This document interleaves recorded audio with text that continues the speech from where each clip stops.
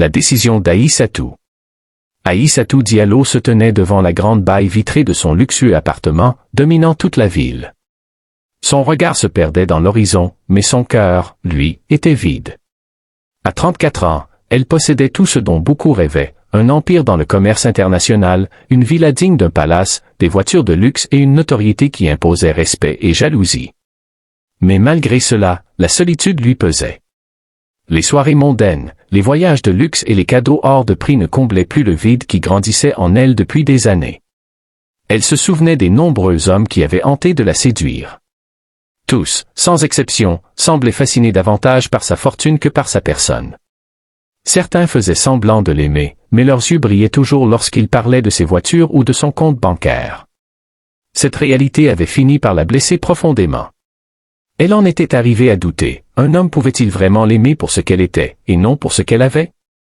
Ce soir-là, après un dîner sans saveur dans son immense salle à manger, elle prit une décision radicale, elle ne chercherait plus l'amour dans les cercles riches et puissants. Elle voulait un homme simple, pauvre peut-être, mais honnête, sincère et désintéressé.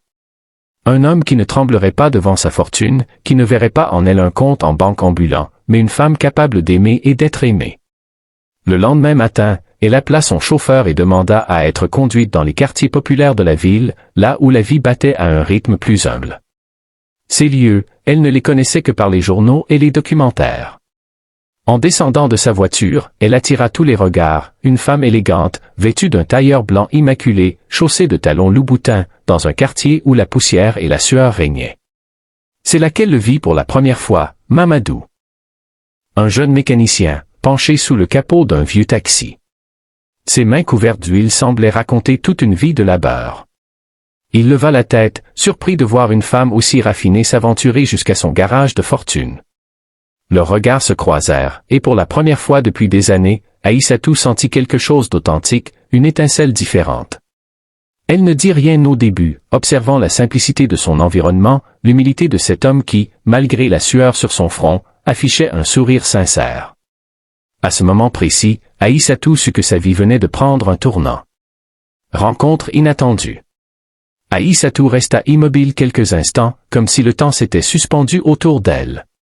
Mamadou, intrigué par cette présence inhabituelle, essuya ses mains pleines de graisse avec un chiffon usé avant de s'approcher. Son visage exprimait une politesse teintée de méfiance. Après tout, il n'avait pas l'habitude de voir des femmes habillées avec autant de raffinement dans son petit garage. « Bonjour, madame, vous êtes perdue » demanda-t-il, la voix empreinte de respect mais aussi d'étonnement. Aïssatou esquissa un sourire léger. « Non, je ne suis pas perdu.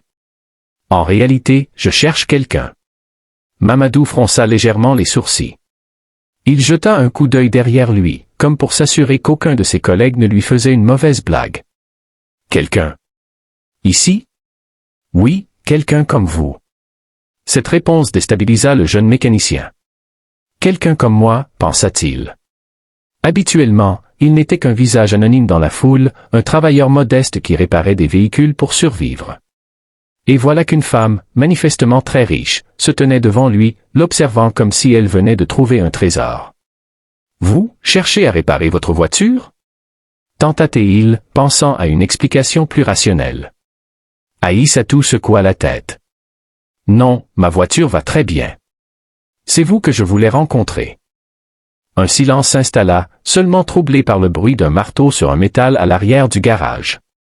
Mamadou, mal à l'aise, se gratta la nuque, il se demandait si cette femme se moquait de lui ou si elle avait de réelles intentions.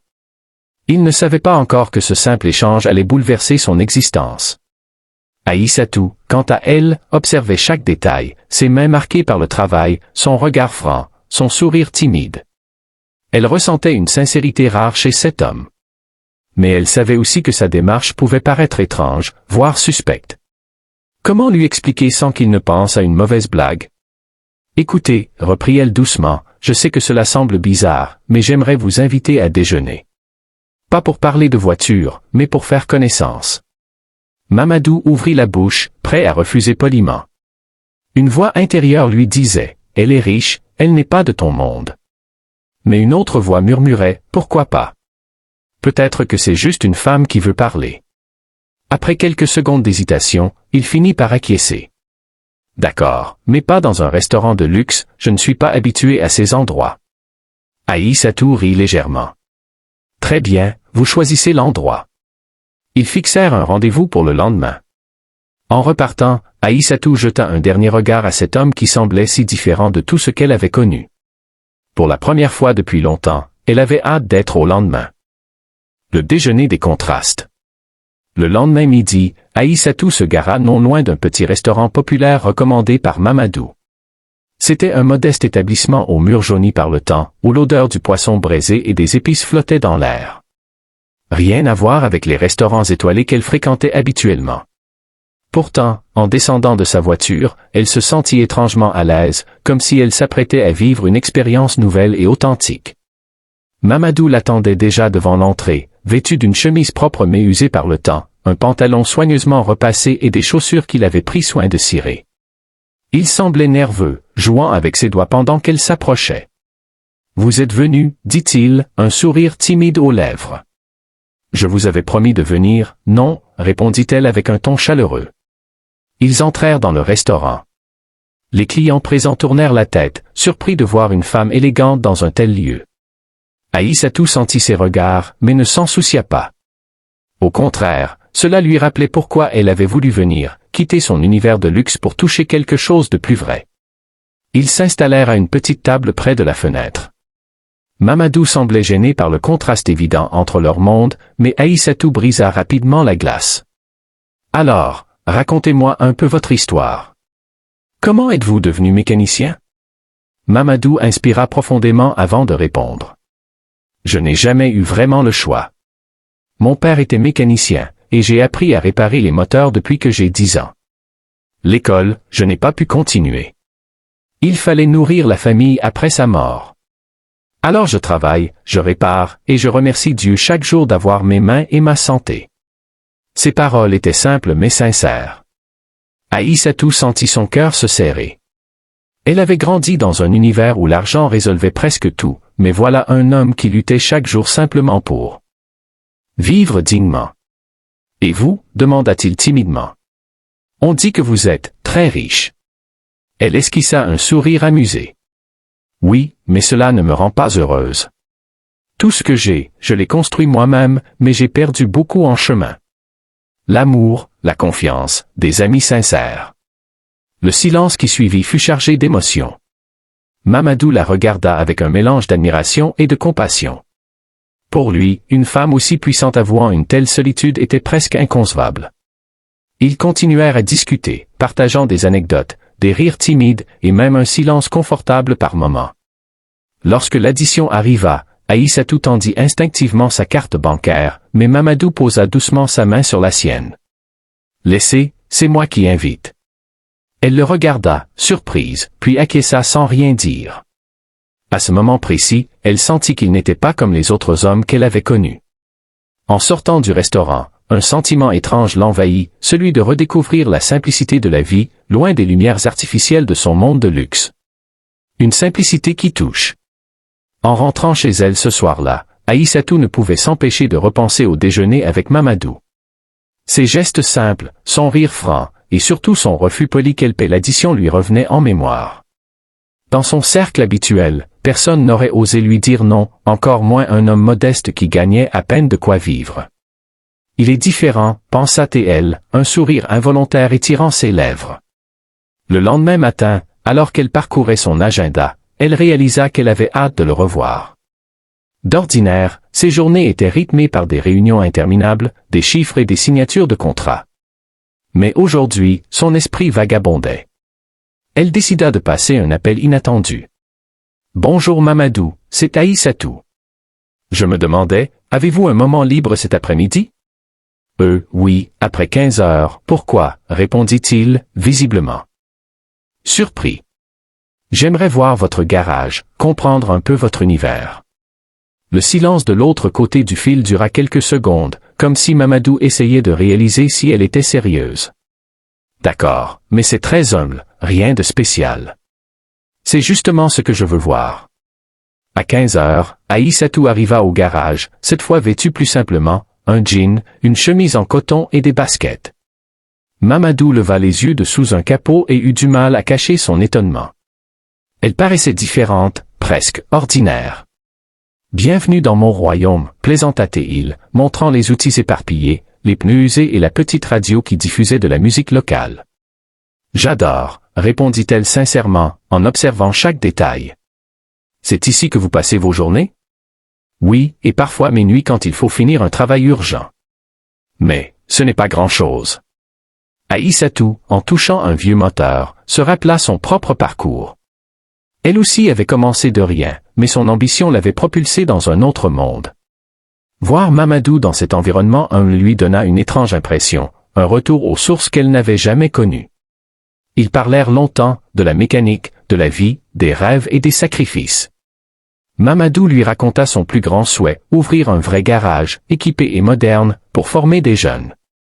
« Je veux qu'ils aient une chance de faire mieux que moi », dit-il avec une lueur d'espoir dans les yeux. Cette phrase toucha Aïssatou profondément. Elle voyait chez lui une noblesse qu'aucune fortune ne pouvait acheter. En repartant ce soir-là, elle avait la conviction que cet homme méritait bien plus qu'une vie à réparer les moteurs des autres. Mais surtout, elle se surprit à vouloir être celle qui lui donnerait cette chance, et peut-être plus encore. Une invitation inattendue. Le lendemain matin, Aïssatou se réveilla avec un sentiment étrange, un mélange d'impatience et de curiosité. Elle avait connu des dizaines d'hommes puissants, sur deux, parfois arrogants, mais aucun n'avait provoqué en elle cette sensation de légèreté et de sincérité. « Pourquoi cet homme me touche-t-il autant ?» pensa-t-elle en se préparant. Ce jour-là, elle décida de franchir un pas supplémentaire. Après sa réunion matinale, elle envoya un message à Mamadou. « J'aimerais vous inviter chez moi ce soir. Pas pour parler affaires, juste pour partager un repas. » Mamadou mit un certain temps avant de répondre. L'invitation le déstabilisait, il n'avait jamais mis les pieds dans un environnement de ce niveau de luxe. Finalement, son message arriva, simple. « Si vous êtes sûr que ça ne vous dérange pas, j'accepte. » En fin d'après-midi, Aïssatou passa elle-même en cuisine, ce qui surprit ses domestiques. Habituellement, un chef se chargeait de tout, mais elle voulait un repas personnel, loin des plats sophistiqués de ses dîners d'affaires. Elle choisit des mets simples mais savoureux, du poulet braisé aux herbes et du riz parfumé. À 19 heures, la sonnerie retentit. Mamadou, vêtu de son unique costume un peu ancien mais soigneusement repassé, entra timidement. Ses yeux s'écarquillèrent devant l'immense salon, les lustres étincelants et la vue panoramique sur la ville. « Votre maison, c'est comme un hôtel de luxe », murmura-t-il. « Mais ce n'est qu'une maison », répondit-elle en souriant, « et ce soir, ce n'est qu'un dîner entre deux personnes qui apprennent à se connaître. » Ils s'assirent autour de la table, et Aïssatou servit elle-même les plats. Mamadou hésita avant de goûter. « C'est vous qui avez cuisiné ça ?» demanda-t-il, étonné. « Oui, pourquoi? Vous pensiez que je ne savais pas faire la cuisine? » Ils éclatèrent de rire, brisant toute tension. Le repas se déroula dans une ambiance chaleureuse, ponctuée de rires et de confidences. Mamadou lui parla de son enfance, des difficultés, mais aussi des moments heureux, les parties de football dans la rue, les nuits à écouter la pluie tomber sur le toit de tôle. Aïssatou, elle, parla de son ascension, des sacrifices pour réussir, mais aussi de la solitude qui avait grandi en elle. Après le dessert, ils restèrent silencieux un moment, se regardant droit dans les yeux. Ce silence n'était pas gênant, il était rempli d'une compréhension nouvelle. Mamadou se leva pour partir, et au moment de franchir la porte, il dit doucement.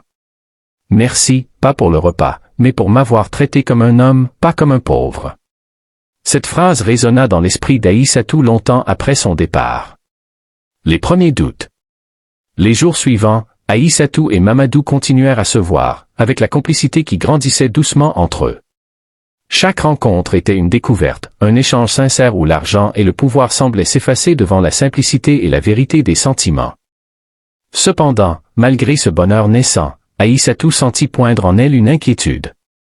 Elle connaissait bien le monde dans lequel elle évoluait, où les ragots, les jalousies et les préjugés couraient plus vite que le vent. Comment Mamadou, un homme du peuple, allait-il être accepté dans son univers? Et surtout, comment elle-même pourrait-elle affronter le regard des autres, ceux qui ne comprendraient pas qu'une femme aussi riche choisisse un homme pauvre? Un après-midi, alors qu'il se promenait dans un parc, Mamadou prit la main d'Aïssatou avec douceur. « Tu sembles préoccupé. » Qu'est-ce qui te tracasse? Elle hésita, puis avoua. J'ai peur. Peur que notre différence crée un fossé entre nous, peur que les autres ne comprennent pas, que les commérages nous atteignent. Et toi, as-tu peur de moi? Mamadou la regarda avec tendresse. Je ne vais pas mentir, c'est nouveau pour moi. Mais ce que je ressens pour toi est plus fort que ces peurs. Ensemble, on pourra affronter les regards, les mots. Aïssatou sentit une force nouvelle l'envahir. Elle comprit que cet amour naissant nécessiterait du courage, mais aussi une confiance profonde. Ce jour-là, elle fit le choix de ne plus se laisser dominer par ses doutes. De retour chez elle, elle prit une grande décision. Elle annoncerait bientôt à ses proches qu'elle avait rencontré quelqu'un, un homme humble mais authentique, capable de lui apporter ce que ni l'argent ni le luxe n'avaient pu lui offrir. Les réactions du monde. Peu après cette promenade, Aïssatou décida qu'il était temps de parler à sa famille et à ses proches de Mamadou. Elle les réunit dans son salon somptueux, où le luxe tranchait avec la simplicité de son cœur. Dès qu'elle annonça qu'elle fréquentait un homme pauvre, les regards se firent lourds. Sa mère, une femme rigide et fière de leur statut social, fronça les sourcils. « Aïssatou, es-tu sûre de ce que tu fais ?» demanda-t-elle avec une pointe d'inquiétude et de dédain. « Maman, Mamadou est un homme bon, honnête, et il m'aime pour ce que je suis, pas pour mon argent. » Mais la famille ne tarda pas à exposer ses craintes. Comment fera-t-il pour s'adapter à notre monde? Et qu'en penseront les amis et associés? Les murmures s'amplifièrent rapidement. Parmi les amis proches, certains se montrèrent sceptiques, d'autres carrément moqueurs. On parla de folie, de coups de tête, de naïveté. Certains insinuèrent même que Mamadou n'était là que pour profiter d'elle. Malgré la tourmente, Aïssatou resta ferme. Elle savait que ce serait un combat, mais elle était prête à défendre ce qu'elle sentait juste. Pendant ce temps, Mamadou, lui, ressentait le poids de ce rejet. Il n'était pas préparé à affronter ce monde froid et distant. Mais à chaque message, à chaque appel, Aïssatou lui répétait combien il comptait pour elle, combien leur amour valait tous les jugements. Ils décidèrent ensemble de se renforcer, de ne pas laisser les opinions des autres détruire ce qu'ils avaient commencé à bâtir. Le poids des préjugés. Les semaines suivantes furent éprouvantes. À mesure que leur relation devenait plus sérieuse, les jugements et préjugés autour d'eux s'intensifiaient. Les regards insistants dans les rues, les chuchotements dans les cafés, les messages anonymes et même les articles de presse commençaient à peser lourdement sur Mamadou. Un soir, alors qu'il dînait dans un restaurant modeste, Mamadou confia à Aïssatou. « Parfois, j'ai l'impression d'être un objet de curiosité, comme si je n'avais pas ma place à tes côtés. Je veux être ton égal, pas une curiosité. » Aïssatou serra sa main avec tendresse. « Je sais que c'est dur, mais nous devons tenir bon. L'amour est plus fort que la peur des autres. » Mais au fond d'elle, elle aussi ressentait le poids des regards et doutait parfois. Elle s'interrogeait, serait-il capable de traverser ensemble cette tempête sociale? Un jour, lors d'une réunion d'affaires, un associé lui lança un regard lourd de sous-entendu après qu'elle ait mentionné Mamadou. Cette simple remarque fit naître en elle une colère sourde, mêlée à une tristesse profonde. Elle comprit alors que leur amour ne serait pas seulement une histoire entre deux personnes, mais un combat contre les barrières sociales et les mentalités rigides. Le soutien inattendu. Alors que les préjugés et les critiques semblaient s'intensifier, Aïssatou et Mamadou découvrirent une force inattendue, le soutien de certaines personnes autour d'eux. Lors d'une soirée caritative organisée par l'entreprise d'Aïssatou, elle fut surprise de voir l'un de ses amis d'enfance, Abdoulaye, s'approcher pour lui parler en privé. « Je voulais te dire, commença-t-il, je trouve ton choix courageux. Peu de gens oseraient aller contre les conventions comme toi. » Ces mots réchauffèrent le cœur d'Aïssatou. Abdoulaye, connu pour son franc-parler et sa sagesse, devint un allié précieux. Il proposa même d'aider Mamadou à mieux comprendre certains codes de leur monde, afin qu'il se sente plus à l'aise lors des événements officiels. De son côté, Mamadou reçut aussi un soutien inattendu de son propre quartier. Ses amis et voisins, au début méfiants, furent impressionnés par la sincérité de son amour et la volonté d'Aïssatou de s'intégrer à leur milieu. Ils commencèrent à le voir non plus seulement comme un mécanicien, mais comme un homme qui se battait pour un rêve. Ce double soutien renforça leur couple. Ils comprirent que leur amour, bien que difficile, pouvait aussi rassembler et créer des ponts entre deux mondes. L'amour au-delà des classes. Des mois s'étaient écoulés depuis leur première rencontre. Mamadou et Aïssatou avaient traversé tempête et jugement, mais aussi découvert la force d'un amour sincère et profond. Leur union, autrefois décriée, était aujourd'hui acceptée, non sans effort, mais avec respect. Mamadou avait ouvert son garage modernisé grâce à l'aide d'Aïssatou, et ensemble, ils organisaient des formations pour les jeunes du quartier. Aïssatou, de son côté, avait appris à apprécier la simplicité et la joie des petits moments. Lors d'une cérémonie émouvante dans leur village natal, entourés de leur famille et amis, ils échangèrent leurs vœux, symbole d'un pont entre deux univers. « Tu m'as appris que l'amour ne connaît ni l'or, ni les murs des palais », dit Mamadou en serrant la main d'Aïssatou. « Et toi, tu m'as rappelé que la richesse la plus précieuse est celle du cœur », répondit-elle, les yeux brillants. Ils sourirent, conscients que leur histoire serait racontée comme un exemple d'espoir, de courage et d'amour véritable.